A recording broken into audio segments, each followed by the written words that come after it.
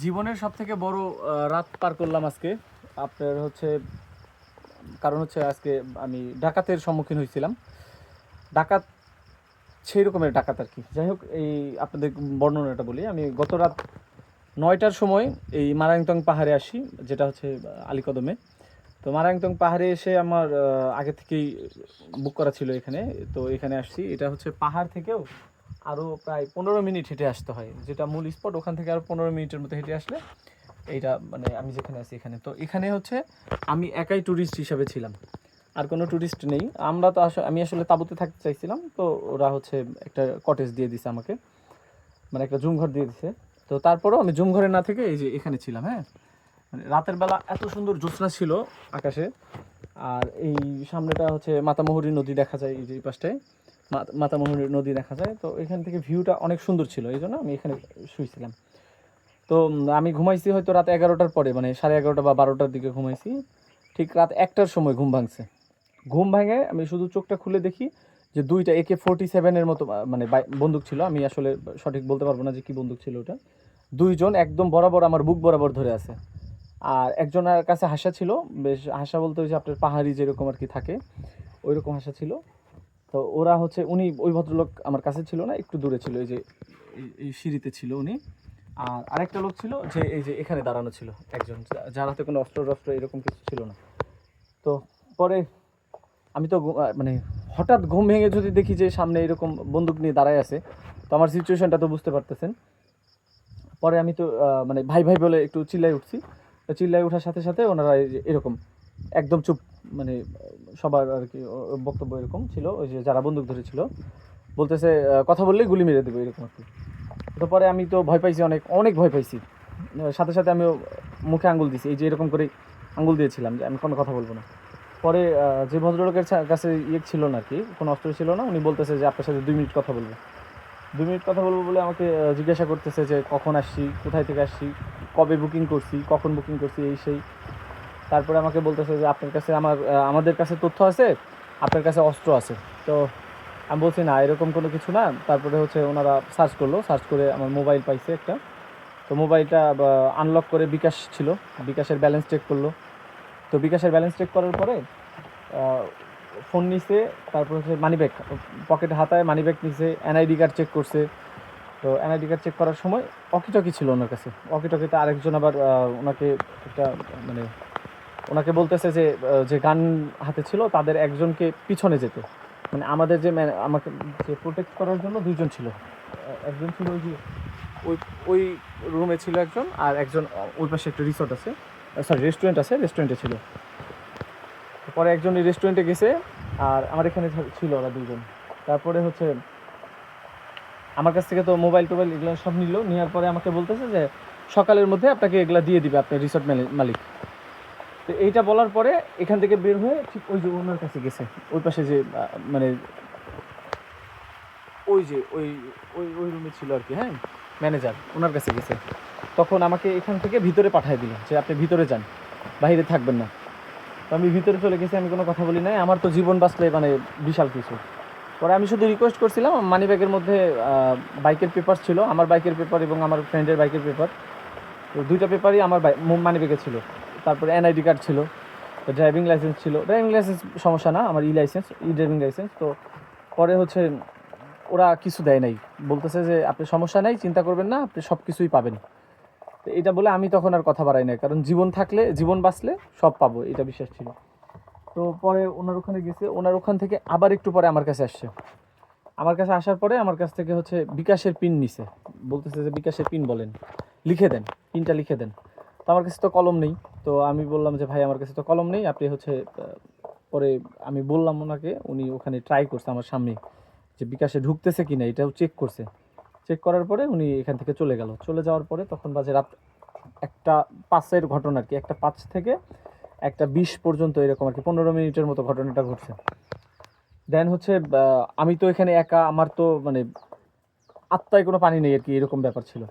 তো তারপরে হচ্ছে কিছুক্ষণ অপেক্ষা করছি, কিছুক্ষণ অপেক্ষা করার মোটামুটি 5 মিনিট বা 10 মিনিট অপেক্ষা করছি। অপেক্ষা করার পর আমি এখান থেকে নেমে ওই যে ওনার ওখানে গেছি, মানে উনি কি বলে আর কি, আমি এটা জানার জন্য গেছি। গিয়ে দেখি ওই রুমে কেউ নেই। মানে রুম ফাঁকা। তারপরে ওই রেস্টুরেন্টে যে ছেলেটা ছিল, ওর বয়স অল্প ছিল, ও দৌড়ে আসছে আমার কাছে, ওখানে গেছে আর কি, ওই হলো ম্যানেজারকে খুঁজতে গেছে। তো যাওয়ার পরে যখন দেখছে ম্যানেজার নাই, ওই ছেলে খুব আমার থেকে বেশি আবার ওই ছেলে ভয় পাইছে। তো পরে যাই জানতে পারলাম যে তাদেরও মোবাইল নিয়ে গেছে, তাদের মোবাইল টাকা পয়সা যা ছিল সব নিয়ে গেছে। তো ও বললো যে ওই ম্যানেজারকে সাথে করে ওরা নিয়ে গেছিলো আর কি, মানে তখন বলছে যে ম্যানেজারকে নিয়ে গেছে। তখন ওই ছেলে আমাকে বলতেছে যে আমরা এই দিক দিয়ে নেমে যাব, আপনি একটু দেখেন, এই যে দেখেন, এই যে এই দিক দিয়ে নেমে যেতে বলছে আমাকে। বাট আমি আসলে ওইটা ভালো ডিসিশন মনে করি নাই। যে আমার কথা হচ্ছে যে আমাকে যেহেতু ওরা ছেড়ে গেছে এখানে, বা আমাকে কিছু বলে নাই, গায়ে হাত দেয় নাই, মারে নাই, কিছু নেই, এই জন্য আমি আর ওর কথা মতো যাই নাই। আমি বলছি যে না, আমার আসলে যাওয়াটা ঠিক হবে না, কারণ যদি রাস্তায় দেখতে পারে তো বাঁচার আর কোনো চান্স নেই। এখানে থাকলে তারপরেও 50-50 চান্স আছে, বাট আমি যদি এখান থেকে বের হয়ে যাই চান্স নেই বাঁচার। তো তারপরে রাত 3টা পর্যন্ত আমি, এই যে আপনাদের দেখাই একটু, এই যে এই দরজার এখানে একদম এইখানে, এই যে এই দিক দিয়ে আমি শুধু তাকায় ছিলাম রাত 3টা পর্যন্ত, একদম এক টানা। এই রিসর্টটা এই পুরোটা আরেকটু দেখাই, এই যে এই পুরো পাহাড়টাতে শুধু আমি একা ছিলাম। রেস্টুরেন্টটা দেখাই, ওই যে ওই পাশে হচ্ছে রেস্টুরেন্ট। এই টোটাল এরিয়াটাতে শুধুমাত্র আমি, আর কোনো মানুষ ছিল না এখানে। এই যে তার উপরে আবার ডাকাতের ভয়, প্লাস এখানে কোনো লোকজন নেই। মানে সিচুয়েশনটা বোঝেন যে কী অবস্থায় ছিলাম। তো এরপরে হচ্ছে 3টা পর্যন্ত থাকার পরে, তিনটার আশেপাশে আর কি, খুব জোরে বৃষ্টি আসে, অনেক জোরে বৃষ্টি আসে। তো তখন আমার মনে হয়েছে যে বৃষ্টির যেহেতু অনেক জোরে হয়েছে, এখন হয়তো কেউ আর মানে থাকবে না এখানে, আশা করি যে তখন আমি একটা ফ্রি টাইম পাবো। তো এখান থেকে যে যাওয়ার রাস্তাটা, এটাও অনেক দুর্গম পথ, মানে এখান থেকে ওই যে মূল স্পট পর্যন্ত, যেখানে ওই তাবু করে থাকে আর কি, মারাংতং পাহাড় যেটা বলে আর কি, ওখানে যেতেও প্রায় 15 মিনিট সময় লাগে হেঁটে। একই খুব সরু রাস্তা এবং মাটির রাস্তা, লাল মাটির রাস্তা। আপনার হচ্ছে আরও বৃষ্টি হয়েছে, মানে বলছেন তো অনেক রাস্তাটা পিচ্ছিল। তারপরেও জীবনের মায়াটা, মানে কি বলবো আর কি, যা আছে সব বাদ দিয়ে দৌড় দিছি আমি। এই দিক দিয়ে এক দৌড়ে একদম ওখানে গেছি। আমার বিশ্বাস ছিল যে ওখানে অনেক লোকজন আছে, ওখানে গেলে আমি সেফ আর কি।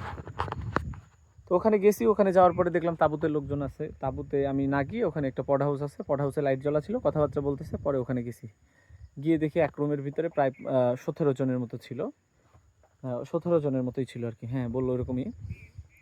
সকলের মানে আতঙ্ক দেখতেছি আমি আর কি। তখনই আমার বুঝতে বাকি নেই যে মানে শুধু আমি না, ভুক্তভোগী ওরাও ছিল। তো তখন আমি বলছি ওনাদেরকে যে ভিতরে আসি একটু, পরে ওনারা ভিতরে আসতে দিল। ভিতরে আসার পরে বসে আগে পানি খাইছি, পানি টানি খেয়ে মোটামুটি একটু রিল্যাক্স হওয়ার পরে তারপরে বুঝতে পারলাম যে সকলের, মানে ওখানকার স্থানীয় বা যারা পর্যটক, সকলেরই হচ্ছে মোবাইল, মানিব্যাগ যা কিছু ছিল সব নিয়ে গেছে। তো তখন মোটামুটি 3টা 20 বা 25 বা 30 এরকম বাজে। তো পরে হচ্ছে ওখান থেকে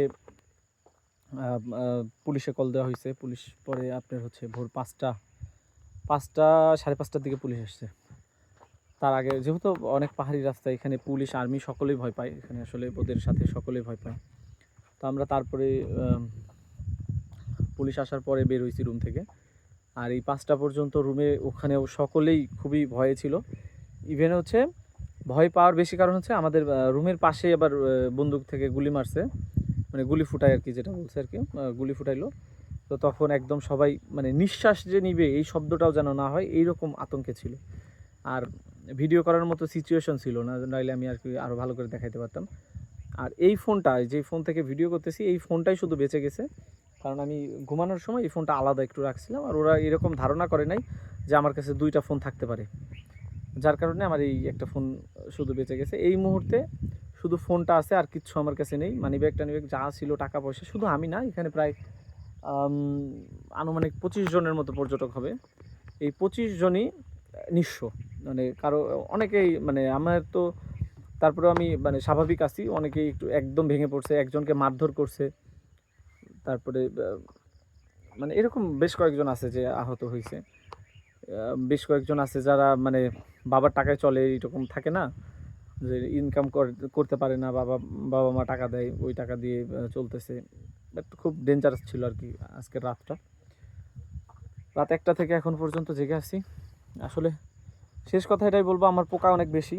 আমি রাত 9টার সময় কেন মারাংতং পাহাড়ে আসবো আর কেন আমার জিনিসপত্রগুলো হারাবো? আমি কক্সবাজার ছিলাম, খুব শান্তিতে ছিলাম, এসি রুম ছিল, রুমে আরামায়েশ করে রাতে থাকতে পারতাম। বাট এই যে ভিউ ভিউ দেখার নেশায় একদম পাগল হয়ে গেছিলাম, বাস দিয়ে দিছে একদম আজকে রাতে। বাট এটা একটা জীবনের শিক্ষা হয়েছে, মানে সেই রকম লেভেলের শিক্ষা হয়েছে। আল্লাহর এরকম যেন কখনো না ফেলে এরকম বিপদে। বাট তারপরেও আলহামদুলিল্লাহ, আল্লাহর কাছে হাজার শুকরিয়া, জীবিত আছি, সুস্থ আছি, গায়ে হাত দেয় নাই, মারধর করে নাই, বকাবাজি করে নাই। টাকা পয়সা গেছে, যা যাক আবার কামাইতে পারবো। বাট জীবন খুব মানে খুব মূল্যবান জিনিস, সেফ আছি। এইটার জন্য ধন্যবাদ, আল্লাহর কাছে হাজার শুকরিয়া।